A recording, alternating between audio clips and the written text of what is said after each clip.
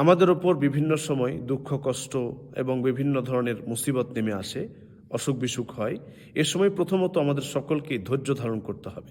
সুবহানাল্লাহ, আপনি যদি ধৈর্য ধারণ করতে পারেন, ধৈর্য ধারণ করলে আল্লাহ সুবহানাহু ওয়া তাআলা আপনার মর্যাদা বৃদ্ধি করবেন, আপনার গুনাহ মাফ করে দিবেন।